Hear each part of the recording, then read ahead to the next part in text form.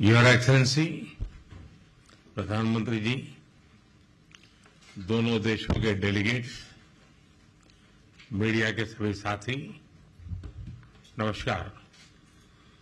दोपहर दान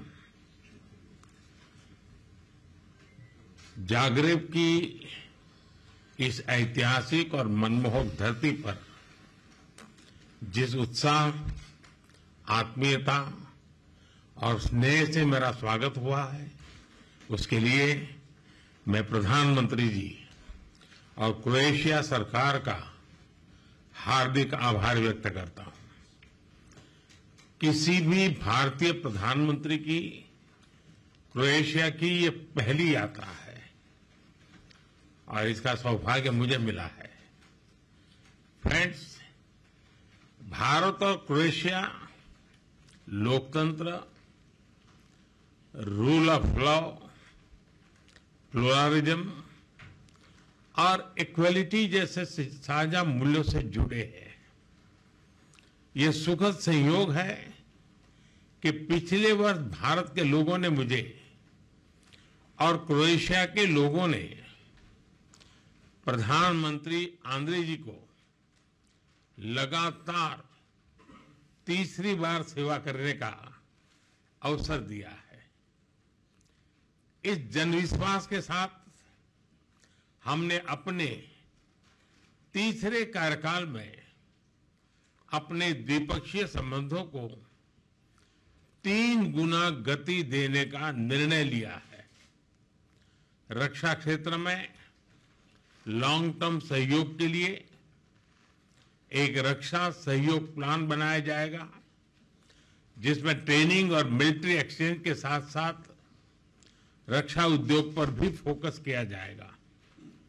ऐसे बहुत से क्षेत्र हैं जहां हमारी अर्थव्यवस्थाएं एक दूसरे की पूरक हो सकती है। हमारे इन क्षेत्रों को चिन्हित किया गया। हमने द्विपक्षीय व्यापार को बढ़ाने और विश्वसनीय सप्लाई चेन तैयार करने के लिए कई क्षेत्रों में सहयोग बढ़ाने का निर्णय लिया है। हम pharma, agriculture, information technology, clean technology, digital technology, renewable energy, semiconductor, ऐसे कई महत्वपूर्ण विषयों में सहयोग को बढ़ावा देंगे। शिप बिल्डिंग और साइबर सिक्योरिटी में सहयोग बढ़ाया जाएगा। भारत की सागरमाला परियोजना के तहत हो रहे पोर्ट मॉडर्नाइजेशन, कोस्टल जोन के विकास और मल्टी मॉडल कनेक्टिविटी में क्रोएशिया की कंपनियों के लिए भी व्यापक अवसर है। हमने अपने एकेडमिक इंस्टीट्यूशंस और सेंटर्स के बीच ज्वाइंट रिसर्च और कोलैबोरेशन पर बल दिया है।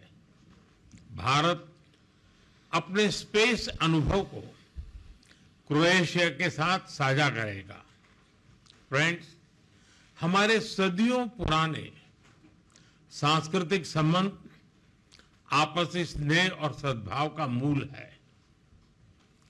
इवान फिलिप वेजनिन ने 18वीं शताब्दी में पहली बार यूरोप में संस्कृत व्याकरण प्रकाशित किया। 50 वर्षों से जागरेब यूनिवर्सिटी में इंडोलॉजी विभाग सक्रिय है।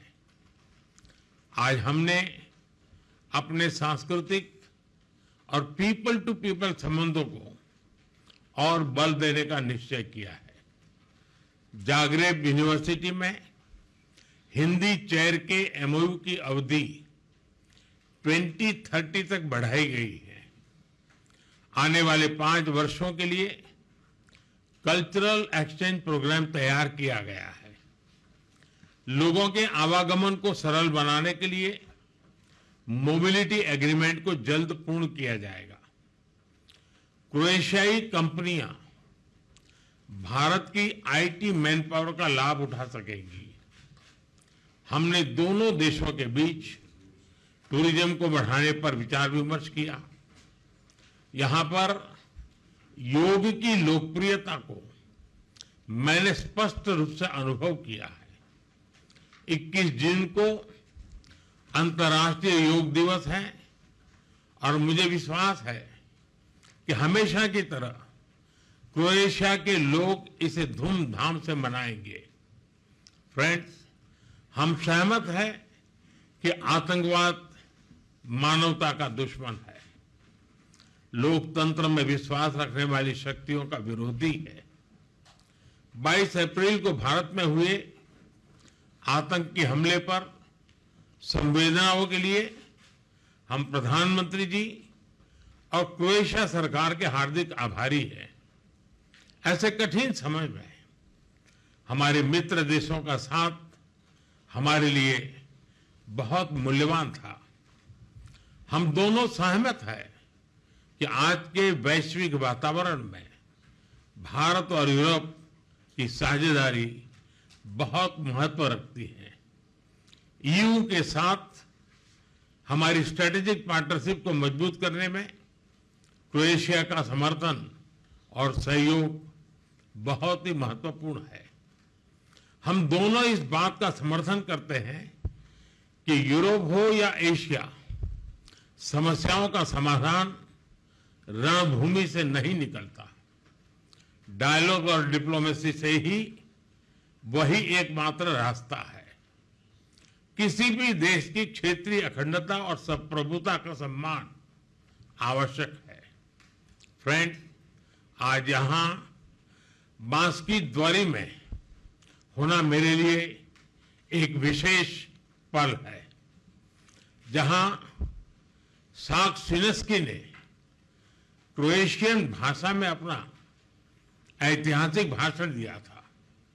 मुझे हिंदी में अपनी बात रखने में एक गर्व और सुकून का अनुभव हो रहा है। उन्होंने सही कहा था, भाषा एक पुल है और आज हम उसे मजबूती दे रहे हैं।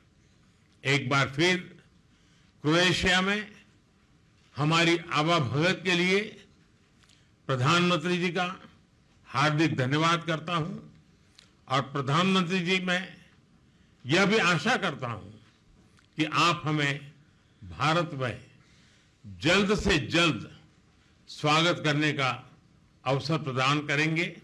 आप सबका बहुत बहुत धन्यवाद।